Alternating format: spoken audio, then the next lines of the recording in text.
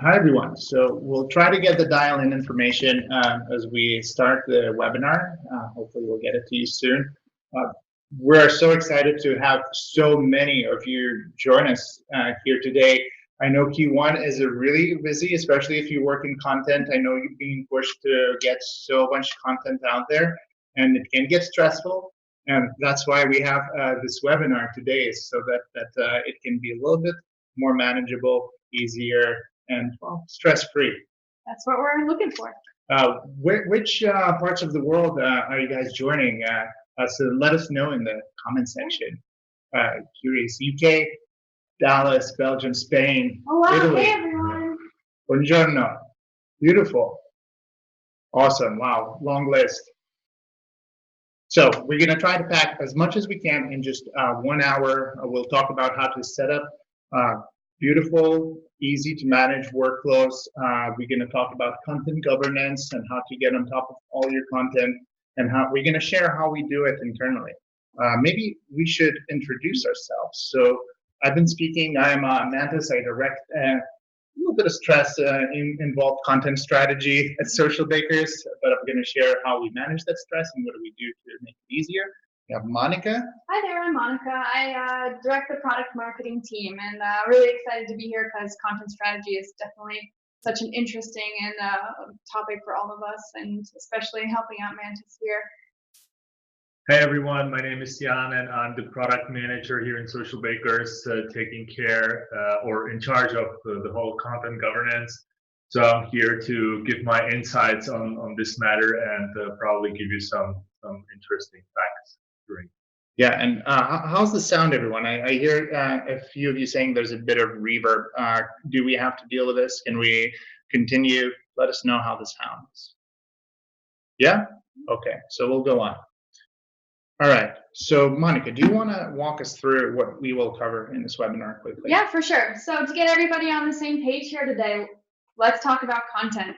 As Mantis sort of introduced, we want to help you guys and talk through with all the experts on the line how to find the best content ideas easily.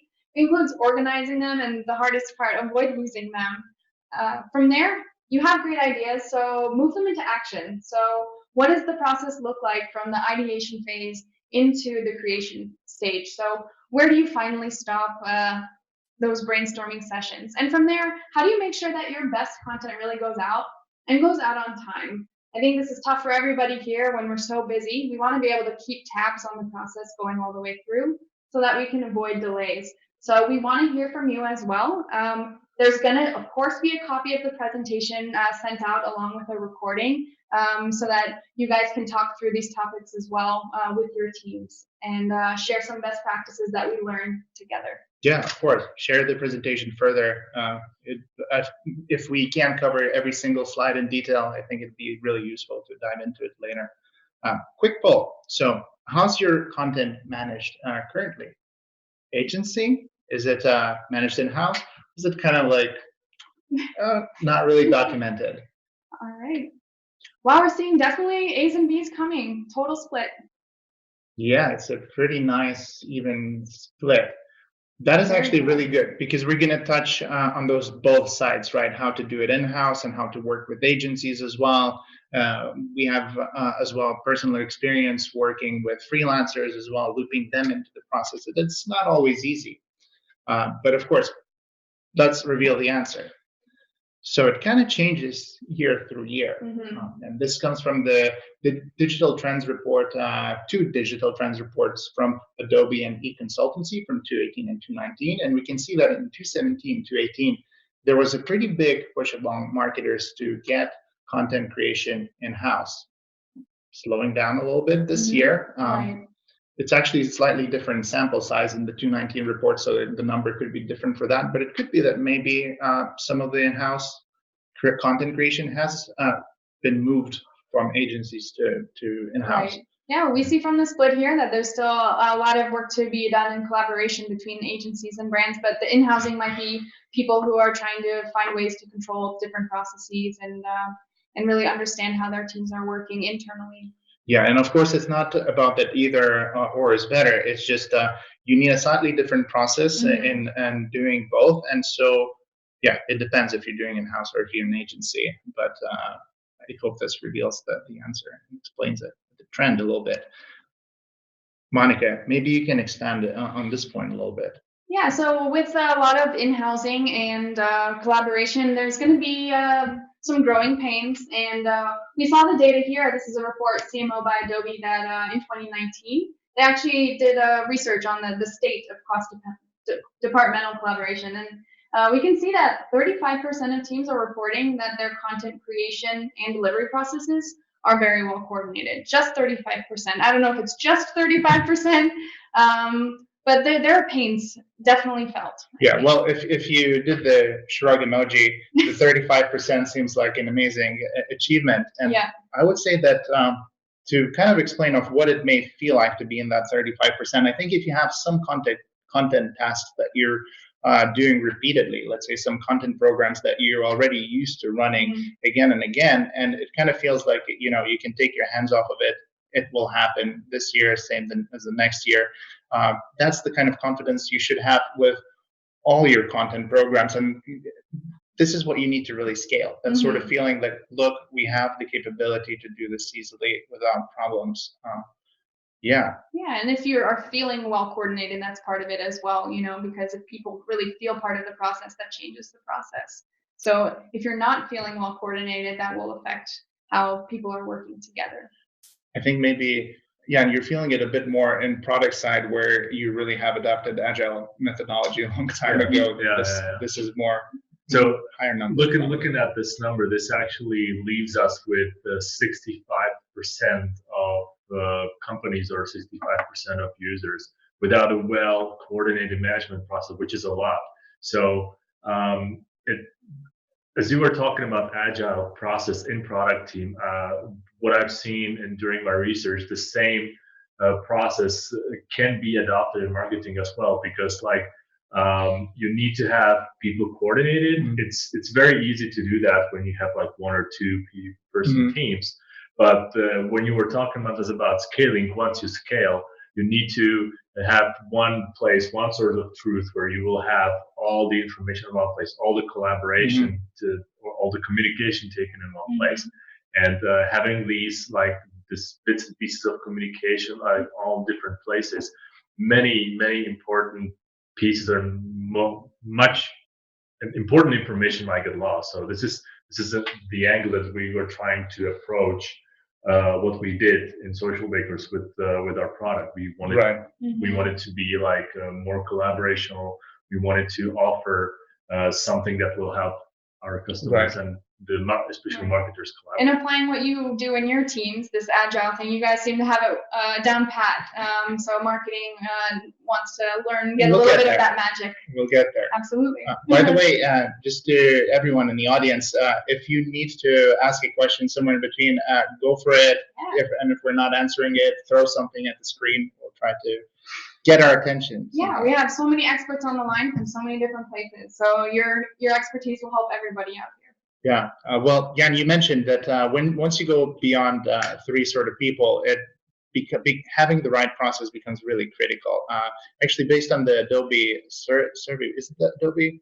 No, it's a Semrush. Yeah, Semrush. Sorry, it's a survey from Semrush State of Content Marketing in 2019. So they found that about 78% of brands are in the 1 to 3 sort of range of marketers working there. Super easy to manage that. But once you go above that, it gets tricky. And especially if once you go above that and you have freelancers pulled into the process, you have agency people, it gets immensely more tricky. Right, and we see that it's not just about the people that are coming in, it's about then all the tasks that you have to deal with and all the different places that you have to be. So managing the amount of people is one thing, but then what are the other compounding factors that make and interrupt your smooth processes? And we'll see what marketers are what the real world is looking like these days.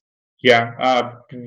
Just out of curiosity, where do you guys fall in this sort of bracket? How many people in your content team? I think we in Socialbakers have 8 or so people. All right. Number 1, 3, 6. 4 to 10. 4 to 10, yeah, more challenging. 12. All right. So we're all sort of at this 11 to precipice 20. of this breaking point of growing into, now you need to really pay attention to the processes. Yeah. So for those who say they're one person, I feel for you. My God, you Yeah. got to do so much today. There's so much expected of the content marketers. Feel your pain. And of course, the challenge gets even more difficult for us content marketers, because right now you're expected to be on so many different channels, and it's not like it's going to slow down anytime soon. There are probably going to be more channels added, you know, that we don't even quite know about yet. Yeah, and you feel like you're adding more each year. At least you are expected, I think, to test these new channels, and to test them successfully, you actually have to invest a bit of time into it and see what the So your return focus is split a little bit, and you have to perform well or test well on these to give it a fair shot during your testing as well. Right. But yeah, it's quite daunting, the amount of people growing, the amount of channels, and then also how creative you have to get on these channels. Are you charged with creating unique content for every single type of distribution and every single type? Yeah, there's a really secret data point that we haven't released yet, that we learned that about 91% of content is copy-pasted across platforms when we did the most recent research. That's quite a scary number to me. The yellow one in the bottom left, Tim, is content syndicate. Content syndication, yeah, 16%. We needed a little help there too. Yeah, good point. We will refine the colors for the next webinar. Thanks for pointing that out. So it's more people, more channels, and more obviously content. there's more content. So I wanted to put together this quiz, and Monica and I'm really stressed right now. you don't know. We haven't seen this. He's been preparing this what slide. the answers are. But and try to guess, how many posts do you think these brands published in 2019? So we have Target. What do you think? So Mega Superstore. How many in 2019? Jan, do you have an answer? Are we talking hundreds? 2,000. All right, we've got some 5,000 here. 1,800. Naomi 5,000. Wow, 5,000. Okay, so everyone is pretty. 152. Anyone from Target? Yeah, can you help us just answer the question? All right. 400 range. All right, the big reveal. 500. Oh my gosh. So we got a few 600s from Carla. almost got it. I bet you're from Target. Next brand.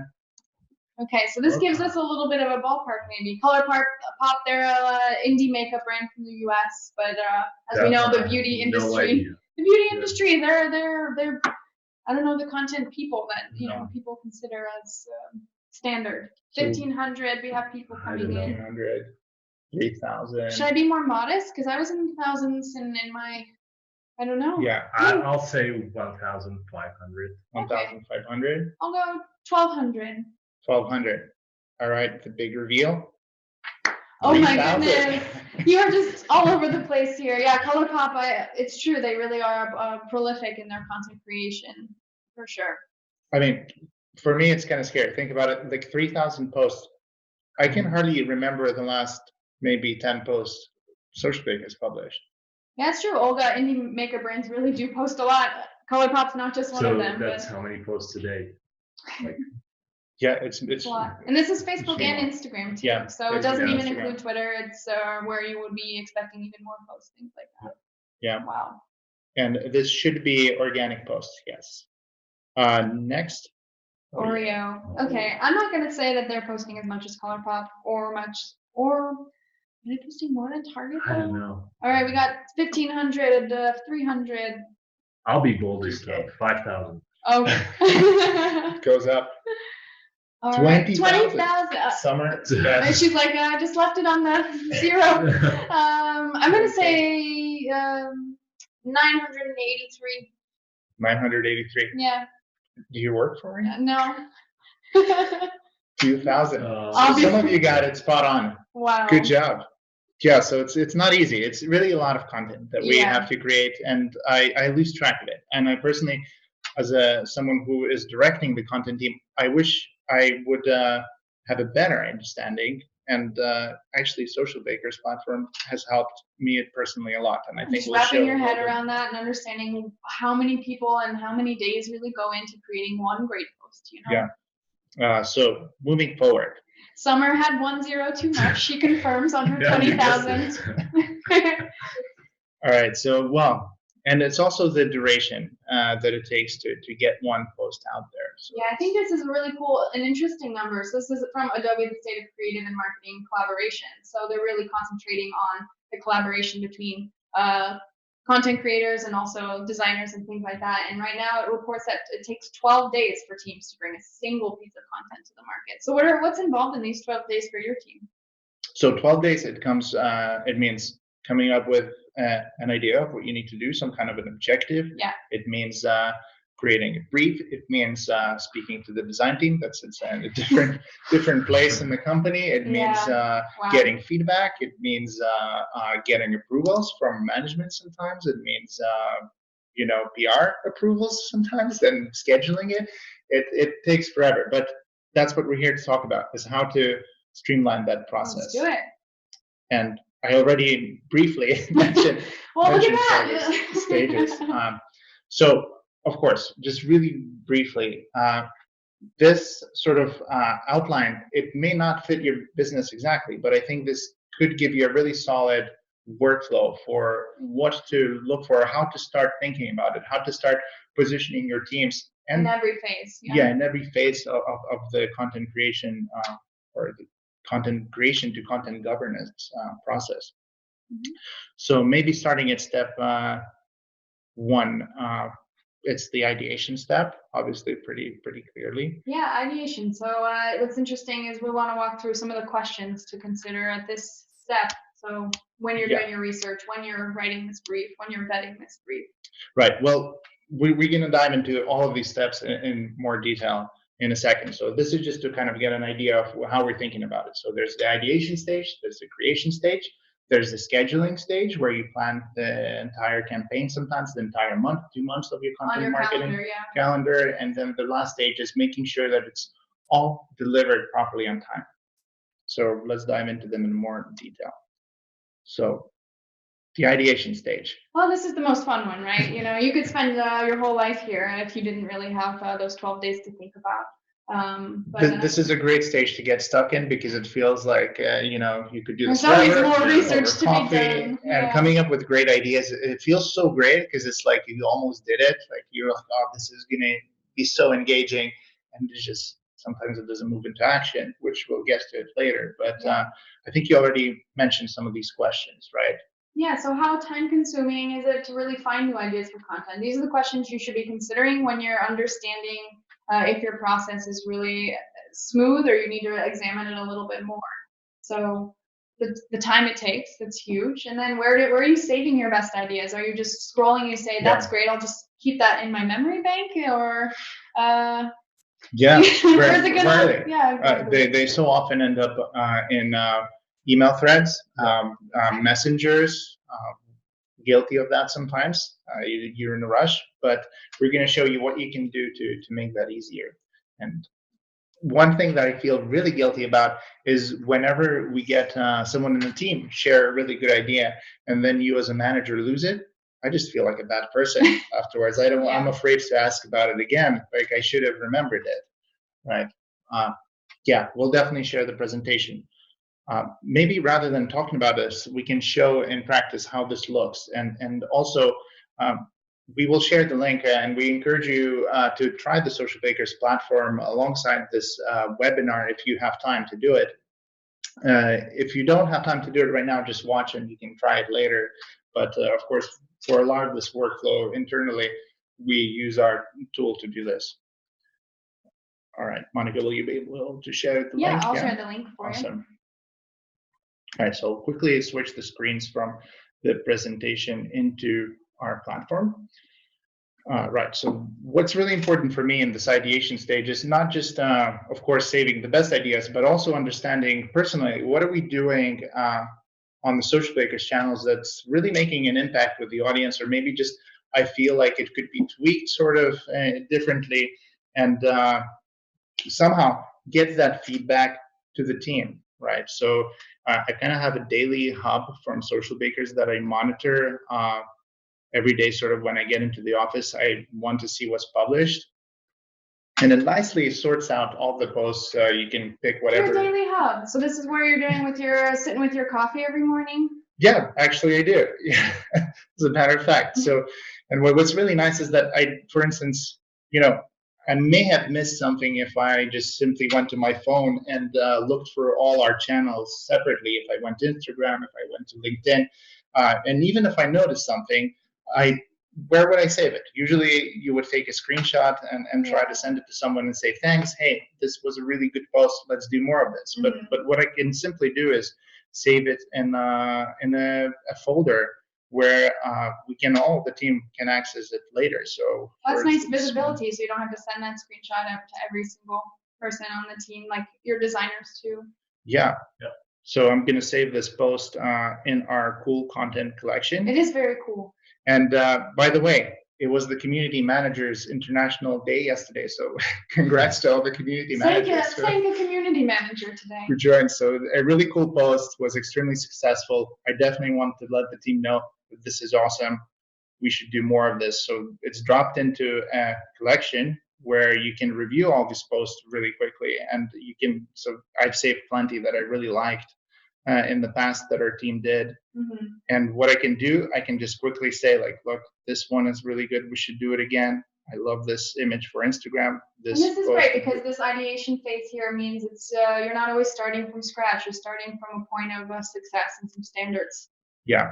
And one thing this also allowed me to do, sneaky tip, is to thank the team more often, because I have the best examples kind of here already, and I can just save 5 minutes of the day, just like tagging people and letting them know that, hey, I really, really like this piece. And just sometimes it's not saying let's do more of it. It's just thanks for doing it. That's all. Maybe back to the deck, right? Or am I forgetting something in this stage? Well, I mean, ideation could go on forever, so let's keep it moving, yes, right? It really does. All right. Back to the presentation. So moving from ideation to creation, we already mentioned we get stuck in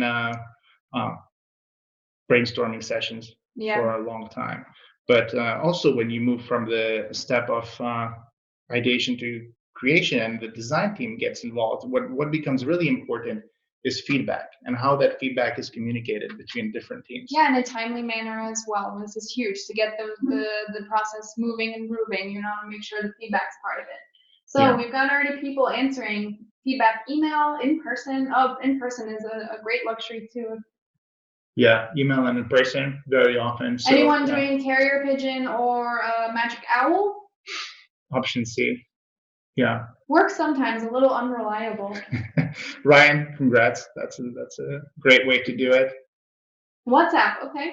Yeah, so I would say for us, it's sometimes a mix. In person, it's great if your teams are really close. But what do you do when your team? So we have regional offices and we have field marketers in different parts of the world. You can't go to them, unfortunately. And sometimes I think people are so allergic to emails nowadays. Yeah, when we talked about agile, email is like very like kind of old-fashioned. Like it's not very agile because like once you send something to someone, then you have to approve it. Like it can go on and on and on. So it's not real time. It's not, you cannot react to what you want. You cannot do stuff in emails like as you go. And it'd be tough if you can get stuck in a feedback loop, whether by an email if you have to get all these approvals. This feedback loop might make the process a little bit more unclear, and it's something that we're all working with right now. So how can we really improve it for all of us? Yeah. Sarah, yes, we will email it. We will email it. All right.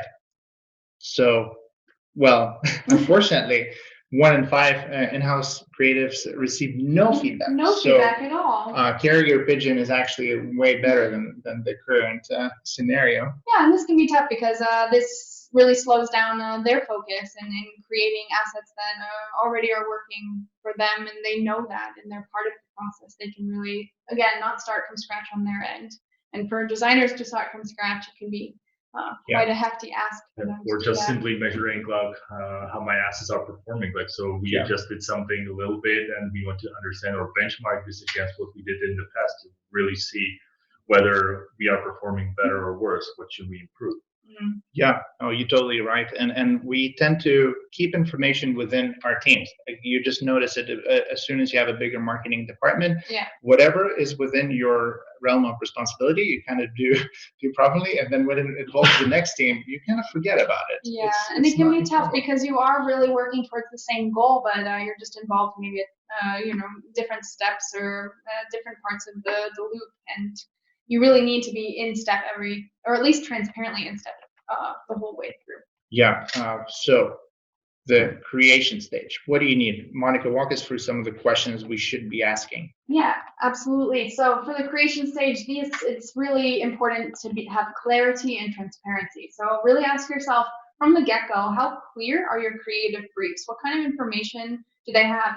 And especially, do they have examples? I think this is huge. Yeah. Is there, it's cuts down the creation process. I think that from the 12 days, if you provide clear examples and you provide some kind of a storyboard, a mood board as well, and it does that process. People, I think, overcomplicate that process and what it actually means to provide that. It's just get a few really good examples of what you think your post should look like, and that will be helpful. That will be helpful, but more helpful than doing nothing. Yeah, absolutely. And other questions. We went a bit already on designers getting feedback on what works, but also how easy is it for the teams to track the content that not only works, but are the assets that the design team is spending time on really being used, or did you shift directions midway and they weren't informed, or this is again what Jan was saying, the small tweaks that are made, which asset ended up actually being used? Yeah. Jan, actually, do you want to tackle that question? So I'm looking at it. So we have a question whether Scrum is a good way to help creative teams to connect. So I've seen an increase lately in marketing teams adopting Scrum. I think it's a pretty good idea because in the past, like for example, as well as in software development, waterfall was not very agile. Well, it was like very kind of like hard to grasp, and the end result was not good. So I believe that if marketing teams at least adopt some bits and pieces of Scrum, it can definitely help them to cooperate and collaborate on their activities, because this way they can do like simple steps, like one small simple steps to the final end, to the final result. And along these simple steps, they can adjust, they can tweak stuff. So as we talk about, for example, the feedback on what worked, like if I would apply elements of Scrum, I can know in the middle of the process what is working and what not. So I can adjust, I can react more faster and quicker on the changes. So we'll take the best parts. That sounds great. Yeah. Thank you. Yeah, definitely.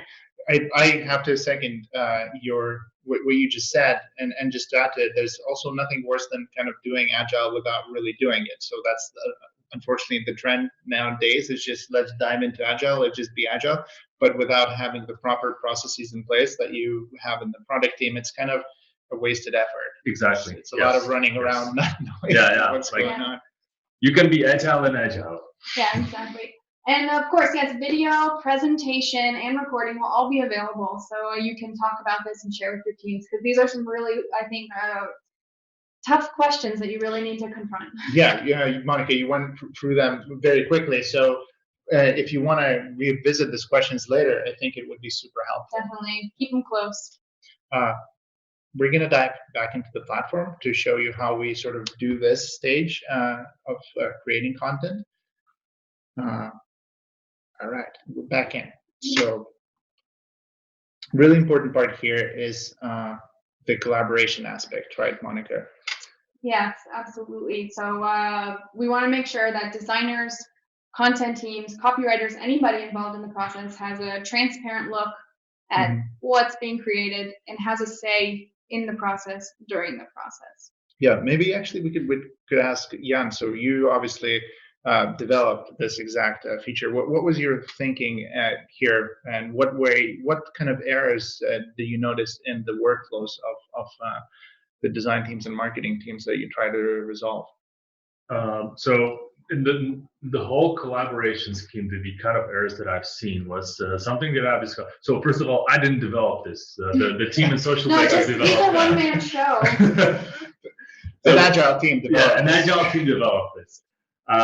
So one of the key touch points or key difficulties that I've seen when I was trying to understand what kind of challenges market is now facing was clearly the centralizing of communication so that people or the users can see at first glance what others are thinking about, what others are planning.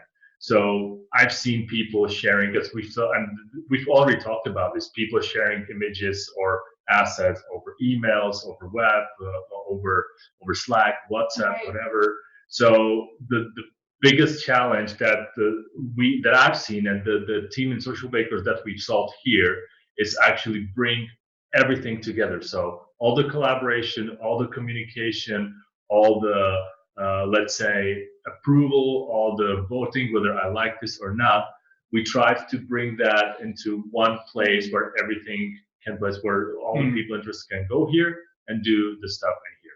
Right. Yeah, and it's kind of what happened. So for us internally at Socialbakers, it really brought the design team who's sitting upstairs. So far away, upstairs. So far away, we couldn't just walk there.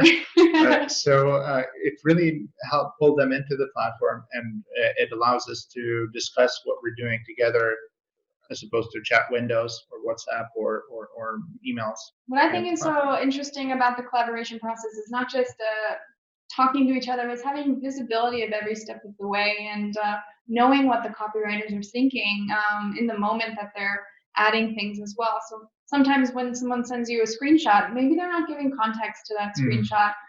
So if they're saving it in an organized way, it's in a nicely labeled folder, all the people are there and voting on it and talking about it. I think that's adds a whole other like pleasant dimension to the working day. Yeah, and it's great that you can just kind of annotate it as you desire, and leave a note then to someone that you want this or that aspect changed. Yeah, it's really awesome. Thanks, Tim. Great to hear.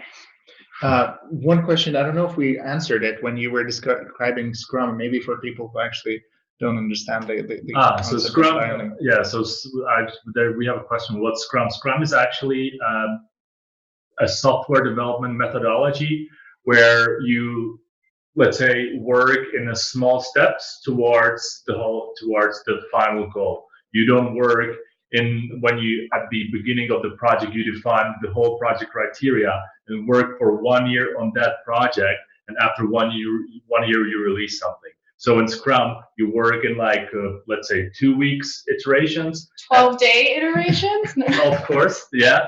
2 weeks iterations, where after every two weeks you have something tangible with which you can work with, and which you can build upon. So this way you make sure that whatever you're creating, whether in marketing or software development, this way you are making sure that you are staying up to speed, you're staying up to date with the requirements of your market, and making sure that you succeed.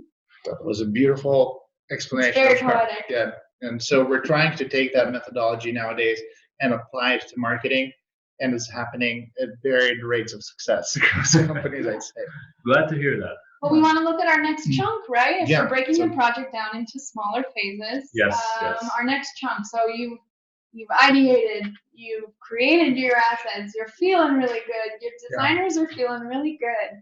So what's next? So let's do this thing. Finally, let's get this content out and bringing in results. So that's a really important step. Yes. All So right. the scheduling now, this is the nitty-gritty detail. Don't lose steam yet. Don't lose your enthusiasm and momentum yet, because this is still so important to make the right moves here. Yeah. So what are some questions you want to ask yourself and your teams?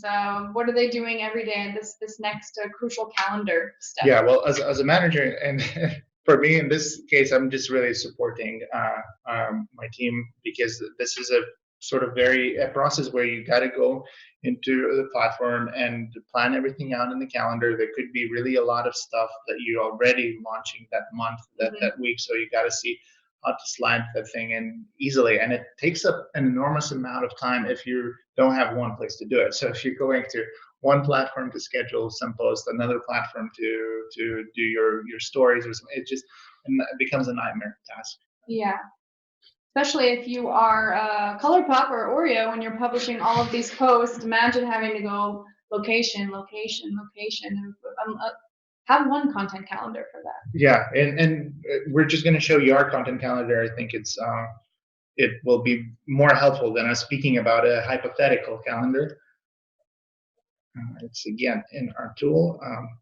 Actually, maybe I'll just show how you can go from the stage of ideation creation into publishing content directly from sort of where you discuss your ideas and you take them into, well, the social channels. So if you, let's say, well, I can't publish this isn't our content, but these were examples that we were looking at. But for instance, you could go directly right from here, schedule it in the calendar where the team posts. Well, there's a legal disclaimer. We're not going to abuse it, but we can schedule it if we so desire to in one of the profiles that we manage. Of course. So if this was your content asset, you'd be ready to go with your text prepared, with your content prepared, and you can schedule it across your different profiles here and already make any small tweaks for regional things, differences. Yeah. So the idea is that in the content section, you have your copywriter, designers, and your head of social sort of getting all this content together. And then the last step for whoever is getting this campaign out is just to use whatever is already there, and it cuts down a lot of inefficiencies because all the assets are in one place. They don't have to chase down that final piece, and that could be a day and a half of chasing, you know? Yeah, and one thing that really speeds up the entire process is that you don't have to guess when to best publish it. So you literally, there's AI recommendations that come from the platform itself that just tell you that, look, if you schedule this post on Thursday, at 150, it's going to have plus 1.8% of in impressions, which is quite important. You want your content to be seen. Maybe it's best actually, Liam, that you explain how this works as opposed to us or Monica. Yeah, exactly. Oh, I love this scheduling thing. What I think is most interesting is that it learns from your audiences. So it's not just some generic recommendation. It's based on when your people are online, because they're the ones you really care about. They're interacting with your content. And so the AI really takes just your audience into account when it's giving you your recommendations. Right. And I think if I decide that I'm going to disagree, it's going to tell me what's the difference in engagement. And sometimes you have to choose a little bit differently. 5.9 on a Saturday. So that's a lot of plus 10% on a February 3rd. So that is a huge difference in impressions. If you're especially looking for efficiency and maximize kind of everything that you do with your content, it's important to know when to get it out. Yeah, we have one technical question here. Can you schedule carousel posts and stories via your platform? Do you want to answer that, or do you want me to take it? I can answer that. So right now we are investigating possibilities how to do that. So in the future we hope to be able to do that in the future, but we are now right in the process of investigating that. Yeah, and so I'm just gonna save this as a draft, or maybe I can't publish it certainly because it's not our post. Yeah, and you have those publishing rights, so you're right. Yeah, you're on the list here. Yeah, you could set up an approval process in place that you don't accidentally publish something or someone in your team. And Paula has a question too. Always heard it's better to publish on Facebook directly. Myth or truth? In terms of impressions, or in terms of ease of use, in terms of I think it's so important to use the data that you have to make the best scheduling recommendations. So I really would go with the AI on this. Yeah, and it's also like we saw this kind of information around some forums. It's been a long discussion, and I don't know where it started, because even when you speak to people from Facebook, I don't think that that's what they're saying. I think that their third-party tools have a pretty direct access. And also, I know that years ago when this rumor surfaced, we actually did a test. Yeah. And we looked at the results, and there was no difference. I hope we can dig up that data. Yeah, we'll share it with you if we can dig it up. But in general, from a perspective of following the data and understanding when your audiences are online, Facebook definitely recommends that too. So if you can have that understanding, which our AI gives you, then definitely follow those recommendations. Yeah, but just back to the scheduling so that we stay on track. So if you kind of look at, our team is really proud of how organized their calendar is. Yeah, so it looks lovely. They would hate it if I scheduled something, but this is the challenge that we're facing. So when you're trying to do the scheduling phase, any company, I'm sure, if you look at your publishing calendar, it looks sort of like this, and you're like, where the hell am I supposed to slide this content piece all among this maybe regional pages that you're running, that it doesn't contradict with another campaign that someone's doing, and I think having one view is just critical. Otherwise, mistakes will happen. Yeah, it brings up that whole transparency again across the whole process, from the ideation stage all the way through executing. You need to have that understanding, visibility, organization, and having a platform that can help you do that. And looks go a long way here. If something's visually appealing, you can really understand what's going on and play around with it. Yeah, and from a manager's perspective, from a content governance perspective, it gives you a kind of confidence when you open it and you see stuff scheduled weeks away. You can really take your time to review it, and you don't have to be chasing people to ask what's coming out. Is that scheduled? Yeah. What copy did you use? That's not the stuff that you want to be spending your time on. We should go back to the deck. Let's do it. Oops. We have a question. The best hour to post option, they're not finding it. It might be part of different plans as well. You want to check. We have the scheduling. You're able to schedule for the times that you choose, but having the AI do it might be part of a different plan. So we can talk through that as well. Yeah, definitely. And definitely, if you are using Socialbakers, reach out to your AM about this, and they'll be able to set it up. Definitely talk to them. Yeah, they'll be able to show you around. Yeah. All right. So moving from this part that's really about organization into actual execution. Oh, it's the final step, huh? You're feeling so close. Well, this is where you're finally going to see some results. Yeah, right? It's really exciting. All right. So walk us through the question, Monica. Yeah, so during the execution phase, you're done fiddling around, finding the best slots in your calendar, and it's really about launching things and launching projects on your timeline. So, and of course, out any errors. So these are the questions to think about. Well, do you usually go for it? Just sorry to interrupt. I think we jumped into the section a bit too quickly because there's more relevant questions coming into the previous section. So just take a step back. So how many days should we schedule content in advance? Is there any limit? Yeah, is there a limit? Well, I would say if you can predict seasonality pretty well in your team, and you have a good amount of data to look back and see what the algorithm sort of does seasonally, then go for it. If you don't have that view, it's a bit trickier. Of course, our tool will recommend it, and I really recommend, if you're using Socialbakers, to go into the sort of the measurement part of it and the dashboards, and look at your previous content behavior. And because there's holiday seasons, there's stuff gets more expensive to push on advertising. Some seasons it gets cheaper.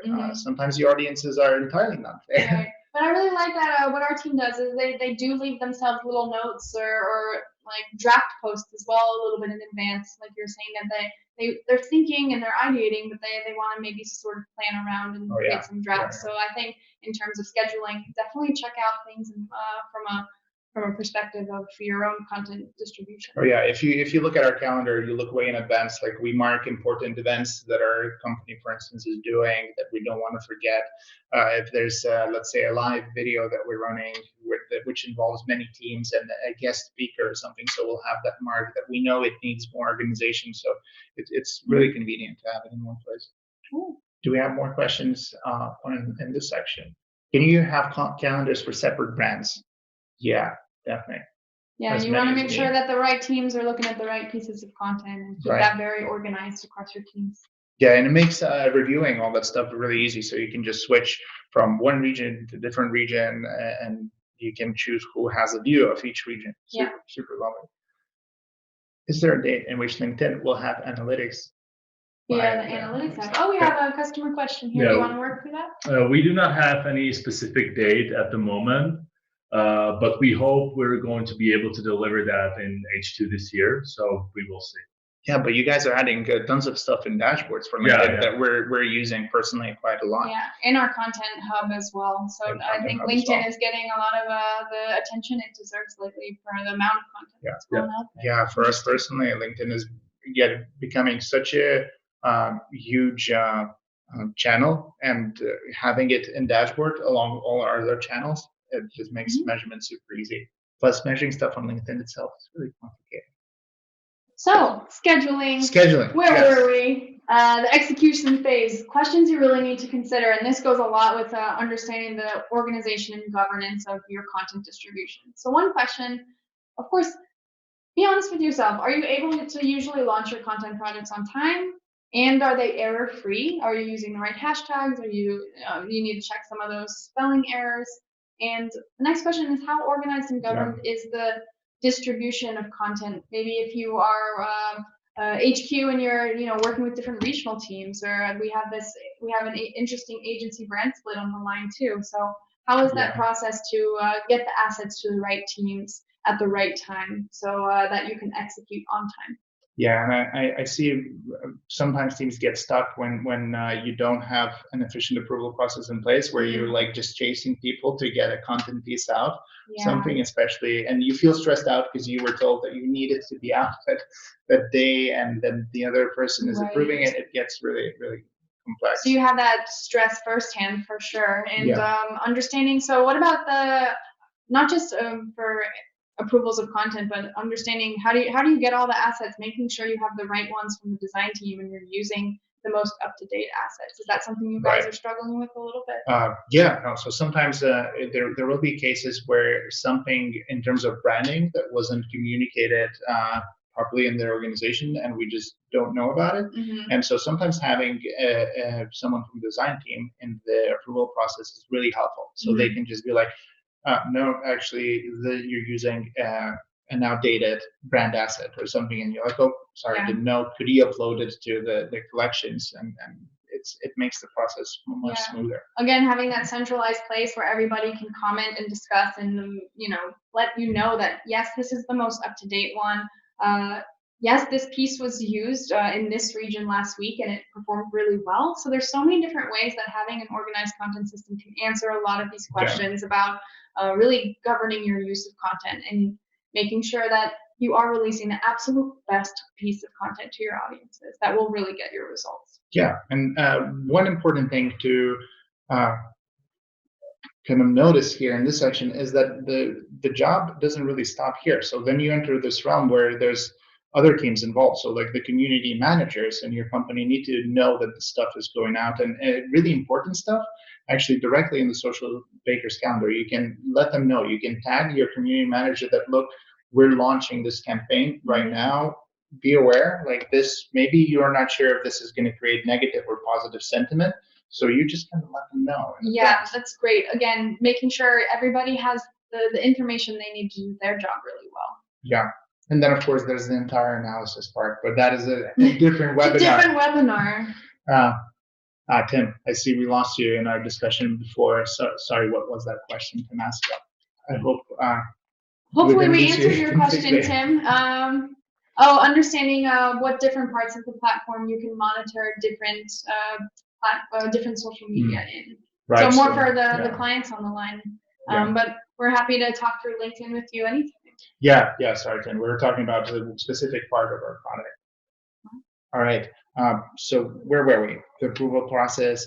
We're almost through it. We're at the finish line, but we need to find a way to keep everybody on the same page. So Jan, I'm curious. So when you were thinking about the content collections with your team, of course, collaboration was one of your closest to heart, but you were talking to a lot of different clients about this different distribution models that they have. Can you talk a little bit about the distribution models that you've seen from the franchises as well? You mean like asset distribution or approval flows? Yeah, or? all of the in terms of governing the content usage. Yeah.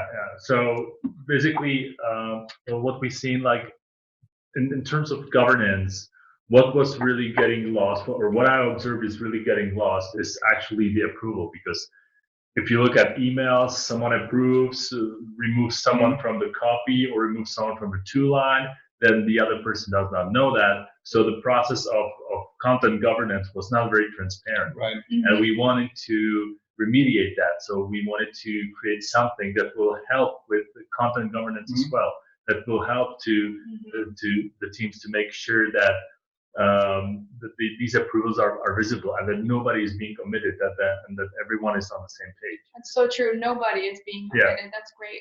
Yeah. Well, we want to leave a bit of time for questions, so we're going to move forward quickly. And this is the sort of the key to it. So what is it about? If you really want to have a no mess, no stress content strategy. Yeah, the least stressy, messy one is making sure your people involved are in a super smooth process, and there's transparency at every step of the way. And you really need to have help from some smart solutions. If you're relying on more outdated solutions or things that have been working in the past, we've seen from the data that we need a more modern way to look at things and bring people together. Yeah, so just remember, it really doesn't have to be so messy. It doesn't have to be so stressy. It can be, if you get all these parts right, it can feel pretty smooth. And the questions that we've offered, we really want, I think they're so important to consider, not just on your own, but really talk them out through with your teams and understand their different perspectives on the process as well, because you might learn something new from your designer or your copywriter and really bring the best ideas forward. Yeah. So without further ado, if we can get through some of the questions that I'm sure you guys will have some. And we have the first one actually from Lauren. I'm curious, is it possible to integrate UTMs with specific posts, or do you mean adding external links users can click on?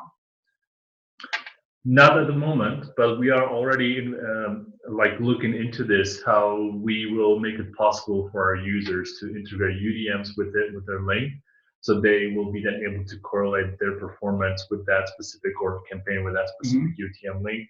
What we are looking into, what we are investigating a little bit, or what we want to start working on, is actually the correlation of the performance of the post on social and the social to web attribution, meaning like what is the conversion of this specific post on my website. Yeah. So that's something that we are considering as well. Well, there's kind of a walk around, and I don't know if you're aware, but it's through Socialbakers, and so you can add, of course, UTMs directly in the Socialbakers platform, and then you can kind of plug in the Socialbakers API into Data Studio, and where you have your Google Analytics connected in one place, and then there you can see the traffic from the. Yeah, but you see how complicated that is, right? Hey, it worked for me. Right? we want to make it even easier. Yeah, of course. No, but it's definitely a way to do it. Any more questions? Yeah, we'd be happy to hear from you. The Data Studio magic. Yes. You should have seen Mantis when he was opening and checking out his reports. It was like a kid in a candy store. I really geek out about Data Studio just because it's so flexible in many ways. Yeah. Shoot us the difficult questions, the really difficult ones about marketing that we didn't expect. Challenges. Hey, thanks for joining as well. Thanks everyone for joining. Thanks Daphne and Naomi, everybody.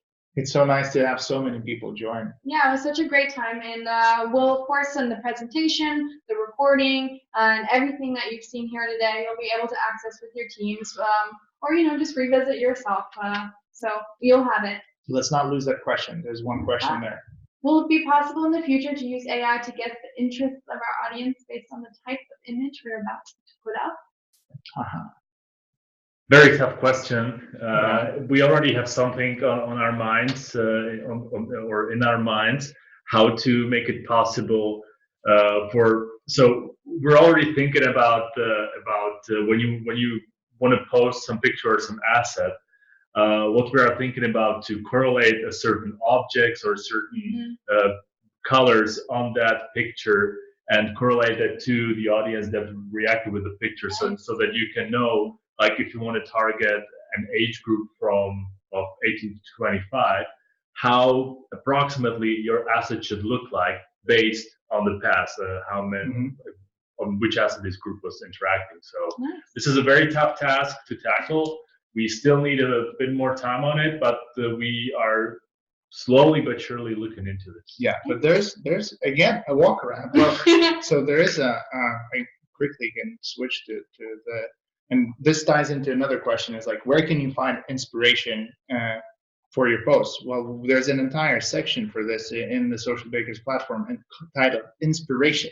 Yeah, and it goes across all of the social media platforms, and you can understand keywords, and this is where the color and object detection will be here. Yeah, so literally search for anything you need, and it is tied in, the audiences is tied into it. So if you go to the audiences part of the tool, you can try to look for content for your personas, and it's going to be reflected in inspiration. So literally you will choose whatever persona you have. We can look at one of our most recent analysis of our personas, and you can, go to content inspiration for that specific persona. It's pretty cool in that regard. Yeah. All right. So it's based on the recommendations for this persona. I really like this too, because it's really interest based, understanding what they are actually liking and interacting with across social right now, so that you can get a little taste for that and save these inspiring posts that you like to your collections to talk about with your teams. And it's, by the way, the personas are built on not just social media data, it's Google Analytics plus Facebook. Yes. So you're not just relying on social, you're getting feedback from what's happening on your web properties as well. And for us, at least, it's extremely important. All right. Do we have more questions coming in? Thanks, Paula. Thanks, everybody. Thanks, everyone. We really appreciate you spending your time with us, and we really make sure no stress, no mess 2020. Yeah, no stress, no mess 2020.